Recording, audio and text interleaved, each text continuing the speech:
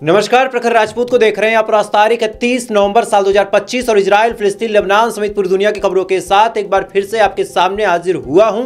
इस वीडियो में हम आपको बताएंगे कि इस समय अमेरिका के अंदर भयानक तरीके से गोलीबारी हुई है और ये गोलीबारी जब हुई तो ट्रंप ने एक बड़ा फैसला भी लिया था, लेकिन इसके बावजूद जब ये घटना हुई तो इस घटना ने ट्रंप का सर शर्म से झुका दिया। और साथ इस वीडियो में आपको यह भी पता चलेगा कि ईरान ने अपने फाइटर जेट से इराक के ऊपर बड़ा हमला किया है। इस हमले में कितनी सच्चाई है, कितना सगुफा है, क्या सही है, क्या गलत है, बड़े बड़े चैनल इस घटना को कैसे दिखा रहे हैं, तमाम चीजें आपको इस वीडियो में पता चलेगी। और साथ ही पश्चिम बंगाल में इस समय एक बड़ा फैसला लिया गया है ममता बनर्जी की सरकार द्वारा कि अब वक्त कानून वहां पे लागू होगा। तो वक्फ का जो कानून है जब वहां पे लागू हो जाएगा तो क्या इससे मुसलमानों को फायदा होगा, नहीं होगा, मुसलमानों को क्या मूर्ख बनाया गया या फिर नहीं बनाया गया, ममता बनर्जी की सरकार कैसे मोदी के फैसले को मान गई, इसके बारे में भी अभी हम डिटेल में एनालिसिस करेंगे। और साथ ही इस समय रशिया ने बड़ा हमला किया यूक्रेन के ऊपर, इस हमले की इंटेंसिटी को भी हम जानेंगे और साथ इससे भारत का कितना संबंध है ये भी हम जानेंगे। यानी यकीन मानिए आज की जो खबर है बहुत ज़्यादा अहम है, बहुत ज़्यादा इंपॉर्टेंट है। इस वजह से वीडियो को लास्ट तक जरूर देखिएगा। चैनल पर नए हैं तो वीडियो को लाइक करके, चैनल सब्सक्राइब करके अपना प्यार जरूर दे दीजिएगा। और साथ ही इजराइल और फिलिस्तीन की इस जंग में आप किसके साथ खड़े हैं, रोज पूछता हूं, रोज लोग बताते हैं, आप भी बता दें एक बार कि आप किसके साथ खड़े हैं। तब तक एक एक करके मैं आपको खबरें बताता हूं दोस्तों। और सबसे पहली, सबसे बड़ी और सबसे अहम, जो लोग मिडिल ईस्ट की खबरों को फॉलो करते हैं उनके लिए सबसे बड़ी खबर यह है कि रिपोर्ट्स ये दावा कर रही हैं कि ईरान ने इराक के ऊपर हमला किया है। और इस हमले की सबसे बड़ी ताजुब बात यह है, सबसे बड़ी ताजुब वाली बात यह है कि भाई साहब ईरान ने इस बार अपने फाइटर जेट से मिसाइल्स दागी हैं और बम जाके गिराए हैं। अब ये हमला क्यों हुआ पहले ये जान ले, फिर इसके बारे में भी हम डिटेल में जानते हैं। दरअसल इराक के अंदर एक ग्रुप है, ये कुर्द लोग हैं और ये इजराइल के हिसाब से चलते हैं, इजराइल के मंसूबों को कामयाब करने की कोशिश करते हैं। और ये इजराइल के कहने पे ईरान के ऊपर हमला भी बीच बीच में करते रहते। इस वजह से इनसे ईरान को बड़ा खतरा है, इस वजह से ईरान ने हमला किया। इस हमले में कई लोगों को कैजुअल्टी हुई, कई सारी जगहों पे नुकसान हुए। एक जगह है कुर्दिस्तान, वहाँ पे टारगेट किया गया। ये तमाम खबरें कल से लेके आज तक बड़े बड़े न्यूज़ चैनलों पे चल रही हैं। साफ तौर पे अगर बताया जाए तो राजा भाई ने भी इस खबर को कवर किया, राजाग्राफी ने, साथ ही बड़े बड़े न्यूज़ चैनलों पे भी इसके आर्टिकल छपे थे, लेकिन उसके बावजूद ये खबर मैंने आपको नहीं बताई। कई सारे लोगों ने सवाल भी पूछा था कि भाई ईरान ने इराक पे हमला कर दिया, तुमने बताया नहीं। उस वक्त मैं खामोश था, चूँकि उस वक्त तक कई सारी चीज़ें क्लियर नहीं थी।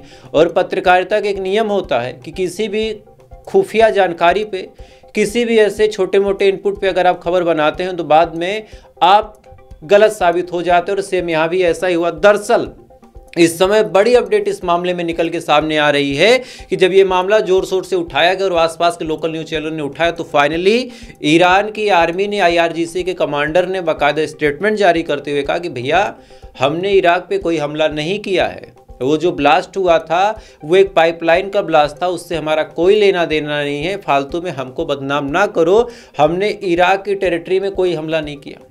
ये बात साफ तौर पे ईरान ने बोल दी, लेकिन दो तीन चीजें ऐसी हैं दोस्तों जो डाउट पैदा करती। पहला, इराक से एक शख्स ने वीडियो बनाया है, इस वीडियो को आप ध्यान से देखें। पहले تشوف الضوء الصغير، هاي الطيارة جاية من صوب إيران، اسمع صوتها ولو بعيدة فوق جبال كردستان। इस वीडियो में आप साफ तौर पे देख सकते हैं कि एक फाइटर जेट जो कि ईरान का है वो जा रहा है और इसका कैप्चर बाकायदा इराक में रहने वाला एक शख्स कर रहा था। तो बड़ा सवाल ये है कि इराक के आसपास ईरान का फाइटर जेट देखा गया है, इसके सबूत मिले हैं। अब लोकल न्यूज़ चैनल भी ये दावा कर रहे हैं इराक के और ईरान के कि भाई ईरान ने हमला किया है इराक के ऊपर, लेकिन अगर ईरान ने हमला किया है तो फिर वो झूठ क्यों बोलेगा। और जो इराक है जिसके ऊपर हमला हुआ उसने भी खुल के नहीं एक्सेप्ट किया, उसने एक शब्द नहीं बोला कि हमारे ऊपर हमला हुआ। तो फिर ये मीडिया चैनल वाले जो प्रोपोगंडा फैला रहे इसका क्या फ़ायदा होगा, ये चीज़ मेरे समझ से परे। चूँकि अगर हमला हुआ ही नहीं है तो दो देशों के बीच ऐसे बयान दे के ऐसे टेंशन और दुश्मनी के माहौल को क्यों पैदा करना, ये सवाल बड़ा वाजिब है, ये सवाल बड़ा लाजमी है। और एक चीज़ याद रखिए, ऐसे गोदी मीडिया वाले लोग हर देश में पाए जाते हैं, ये कुछ भी बता देते हैं। जैसे हमारे वहाँ वाले बता रहे थे कि किसी अज्ञात बॉर्डर से सेना घुस गई पाकिस्तान में, कराची पोर्ट कब्जा हो गया। सेम चीज़ यहाँ वाले भी हैं कि ईरान ने घुस के मार दिया। खैर, हमें इन चीज़ों पे भरोसा नहीं करना है, हमें बस वही चीज़ें कवर करनी है जो वास्तव में हुई हों। अगली खबर का रुख करते हैं। अगली खबर दोस्तों निकल के सामने आ रही रशिया के हवाले से, और रशिया ने घुस के इस कदर मारा इस समय यूक्रेन को कि यूक्रेन भाग के अमेरिका पहुंच गया। क्या अपडेट है मैं आपको बता रहा हूं। दरअसल फ्रांस के राष्ट्रपति एनुअल मैक्रोन से मिलने के लिए पेरिस की तरफ इस समय निकल चुके हैं भाई साहब जेलेस्की जैसे ही पेरिस की तरफ गए थे, इसी दौरान जो सीनियर डेलीगेशन है यूक्रेन की, वो वाशिंगटन डीसी यानी ट्रंप से मिलने पहुंच गए और वहां पे बाकायदा बातचीत होगी सीज फायर को लेके और बाकायदा सहमति बताई जाएगी कि कैसे क्या हो सकता है। खैर, इधर दोनों देश गए ही थे, मतलब रशिया के खिलाफ दोनों यूक्रेन के जो सीनियर डेलीगेशन है और जो राष्ट्रपति हैं, ये दोनों लोग अलग अलग दिशा में निकले। इसी दौरान फ्रांस की तरफ से बड़ा बयान भी आया कि अगर अब रशिया ने सीज फायर नहीं किया तो हम सैंक्शंस लगा देंगे। अब ये बात जैसे ही बोली, इधर यूक्रेन को मजा आ गया। यूक्रेन ने कहा यार हम मार लेते हैं। इसके बाद ब्लैक सी में यूक्रेन के एक ड्रोन ने बाकायदा हमला किया रशिया के एक टैंकर पे, एक ऑयल टैंकर पे जो समुद्र के रास्ते जा रहा था, तुर्की के आसपास पहुंचा था। इसी के बीच हमला हुआ और इस हमले में बाकायदा उस जहाज को कोलैब करने की कोशिश की गई।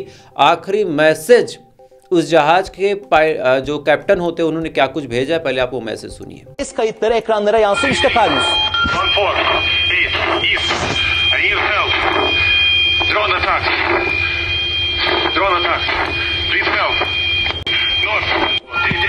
Karyos'tan sonra Vrat isimli gemi इस हमले में साफ तौर पे कैप्टन ने पूरी दुनिया के सामने मदद मांगी और कहा कि हम तेल वाले टैंकर को लेके जा रहे हैं और हमारे ऊपर ड्रोन से हमला हुआ है। अब जब पूरी दुनिया में डायरेक्ट ये रिकॉर्डिंग वायरल हुई, इसी के जस्ट बाद यूक्रेन ने भी आधिकारिक तौर पे जिम्मेदारी ली और कहा कि हाँ हमने हमला किया था, चूंकि ये लोग तेल को स्मगल कर रहे थे और तमाम जो ड्रामा ये लोग बोलते हैं वो सब चीज़ें बोली। लेकिन जब यूक्रेन ने हमला किया रशिया के ऊपर, इसी के जस्ट बाद रशिया ने पलट के वार किया है, यूक्रेन की राजधानी को तबाह किया है। यूक्रेन की राजधानी कीव के ऊपर भयानक तरीके से मिसाइलें दागी, भयानक तरीके से और चीज़ें की, इतने ड्रोन मारे कि समय कीव पूरी तरह दहल उठा है और रिपोर्ट से दावा कर रही हैं कि ठीक ठाक नुकसान कीव के अंदर हुआ है। दोस्तों, ठीक ठाक नुकसान हुआ है और अगर ऐसा लगातार यूक्रेन करता रहा तो रशिया फिर इनको बिना मारे छोड़ेगा नहीं। खैर, इधर ये तमाम चीज़ें चल ही रही हैं, इधर बहुत बड़ी अपडेट निकल के सामने आ रही है इस समय अमेरिका के हवाले से, और ये बात आपको क्यों बता रहा हूँ। हालांकि खबरें बहुत बड़ी नहीं है, अमेरिका का इंटरनल मैटर है, इससे पूरी दुनिया का कोई लेना देना नहीं है, लेकिन आज इस खबर को आप जानिए। क्या खबर है वो सुनिए। कैलिफोर्निया में एक बैंकेट हॉल में एक पार्टी चल रही थी, बर्थडे पार्टी थी, छोटे छोटे बच्चे थे। इसी दौरान एक सिरफिरा नाराज होता है, नाराज होने के बाद अपनी बंदूक निकालता है। किसी बात पे उस व्यक्ति को गुस्सा आ गया था और बंदूक निकालने के बाद धड़ाधड़ करके गोली मारना शुरू करता है। 17 लोगों को गोली लगती है, 4 की मौत हो गई। 17 को गोली भी लगी, 4 की मौत हुई। पूरा इलाका पुलिस की छावनी में तब्दील हो गया। वीडियो देखें।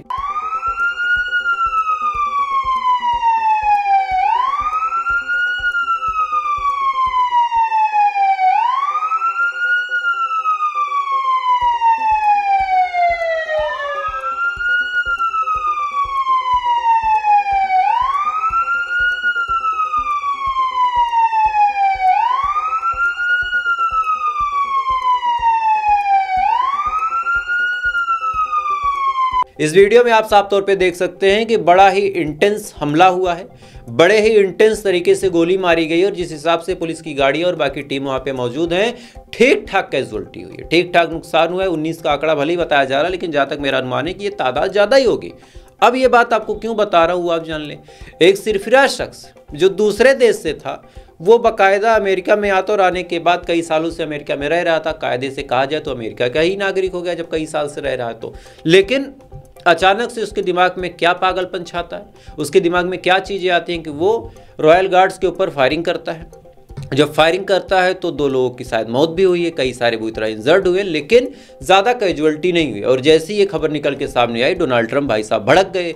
भड़कने के बाद उन्होंने विवादित बयान देने शुरू किए। उन्होंने कहा कि जो थर्ड कंट्रीज़ हैं, थर्ड स्टेटस वाली कंट्रीज़ यानी गरीब कंट्री, जैसे डेवलप्ड, अंडर डेवलपमेंट और पुअर, विकसित, विकासशील, गरीब, पिछड़ा, तो जो पिछड़े देश हैं उनके वीज़ा, उनके पासपोर्ट को रोक दिया और कहा कि इन देशों से कोई भी नहीं आ पाएगा अमेरिका के अंदर। उसमें टारगेट किसको किया गया? अफगानिस्तान को। टारगेट किसको किया गया? गरीब जैसे देश जो यूरोप वगैरह में है, जो अफ्रीका वगैरह में, उन सबको टारगेट करके एक तरह से कैटेगराइज कर दिया गया। और हाल फिलहाल में तो रिपोर्ट ये भी निकल के सामने आ रही है कि अब कोई इंडियन शब्द का भी इस्तेमाल नहीं कर पाएगा। यानी तुगलकी फरमान जारी कर दिया डोनाल्ड ट्रंप भाई साहब ने और कहा कि एक आदमी अगर आके अफगानिस्तान से गोली चलाता है तो आज के बाद अफगानिस्तान का कोई भी नागरिक नहीं आ पाएगा, आज के बाद कोई भी शख्स नहीं आ पाएगा। हम तुगलकी फरमान जारी करते, हम ये करते, हम वो करते, ये तमाम ड्रामा इन्होंने किया। लेकिन अब कहानी कुछ और हो गई। अब तो तुम्हारे वाले ने भी गोली चला दी, तुम्हारे अमेरिका के लोगों ने भी गोली मार दी, और तुम्हारे अमेरिका के लोगों ने जो गोली मारी उसमें तो बच्चे भी मारे गए। तो कायदे से तब इन लोगों को तुम लटका दो, और अगर इन लोगों को तुम नहीं लटका सकते तो फिर कोई मतलब नहीं बनता है ऐसे ड्रामा करने का और किसी कमजोर और मजलूम देश को टारगेट करने का। इंडियन लोग वहां पे अब इंडियन शब्द का इस्तेमाल नहीं कर पाएंगे। हमारे देश की गोदी मीडिया ये खबर आपको नहीं दिखाएगी, चूंकि ट्रंप और मोदी साहब की दोस्ती की बात है। मोदी साहब और दोस्ती ऐसी है ट्रंप की कि मानो दो जिस्म एक जान, राम लक्ष्मण, ऐसी वाली दोस्ती है ना। कहाँ गई दोस्ती? इंडियन शब्द का इस्तेमाल नहीं हो पाएगा अमेरिका में, सोचिए। खैर, इधर ये तमाम चीज़ें दोस्तों चल ही रही हैं। बाकायदा ट्रंप तो पागल हो चुका है, ट्रंप के बारे में क्या ही बोला जाए। रिपोर्ट्स ये दावा कर रही हैं और ये आईडीएफ ने भी अपने मुंह से एक्सेप्ट किया है कि आईडीएफ ने बुरी तरीके से हमला किया है इस समय फिलिस्तीन के ऊपर। इस हमले में 4 से ज़्यादा लोगों को मारने का काम किया। हालांकि आईडीएफ का अपना दावा है कि ये लोग टेररिस्ट थे, आतंकवादी थे, ये तमाम लोग आतंकवाद फैला रहे थे, इस वजह से हमने हमला किया। लेकिन अंदर की खबर यह है कि ये सब मासूम मजलूम फिलिस्तीनी थे, इनको जानबूझ के मारा गया ताकि ये लोग फिलिस्तीन और गाजा की ज़मीन को छोड़ के भाग जाएं। इस वजह से इनको मारा गया ताकि ये फिलिस्तीन और गाजा की ज़मीन को छोड़ के भाग जाए, अदरवाइज मारने का कोई रीज़न नहीं बनता। खैर, आज यूरोप से एक वीडियो आपको दिखा रहा हूं। पहले आप स्क्रीन पे वीडियो देखिए, इसके बाद आपको बताता हूं।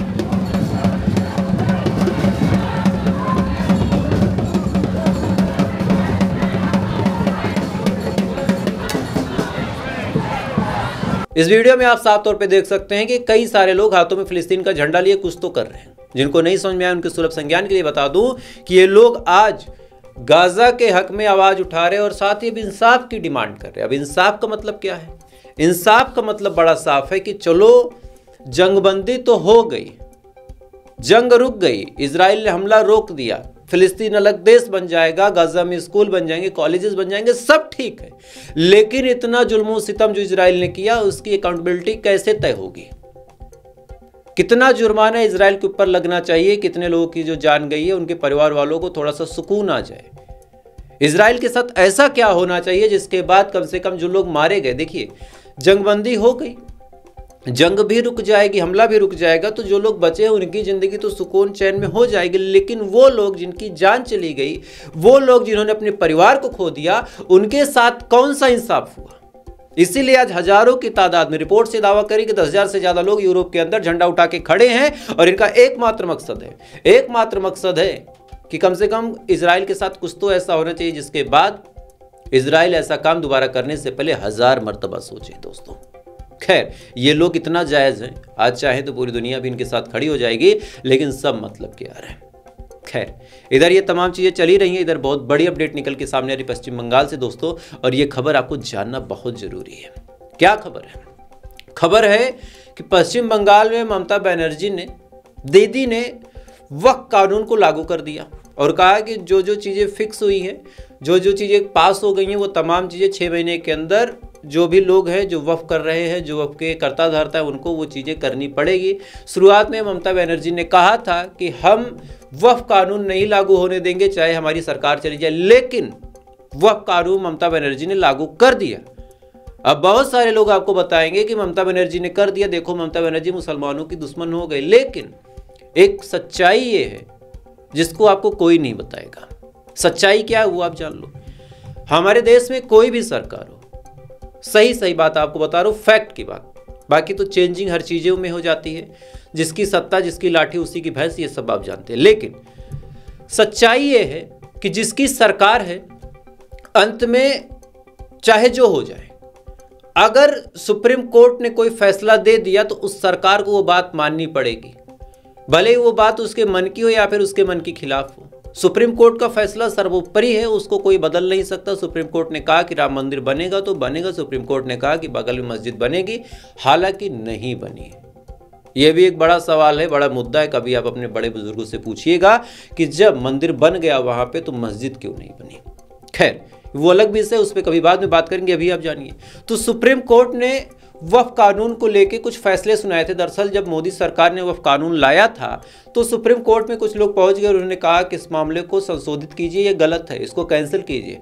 सुप्रीम कोर्ट उस मामले को सुनती है और सुनने के बाद सुप्रीम कोर्ट कुछ चीज़ों को हटा देती है और कहती है कि ठीक है, ये मामले अब देश में लागू हो जाएंगे। तो जब सुप्रीम कोर्ट ने ही कह दिया तो ममता बनर्जी के पास और कोई ऑप्शन ही नहीं था उस चीज़ को मानने के सिवा। जितना ममता बनर्जी टाल सकती थी, जितना पीछे ढकेल सकती थी, उतना ममता बनर्जी ने किया, लेकिन अब कोई और ऑप्शन ममता के पास नहीं था। तब उन्होंने मजबूरी में वक्फ कानून को लागू कर दिया। तो इसमें किसी को नाराज होने की जरूरत ही नहीं है भाई। जो सुप्रीम कोर्ट ने कह दिया तो आप क्या कर सकते हो, हर चीज़ आपके मन से थोड़ी ना होगी।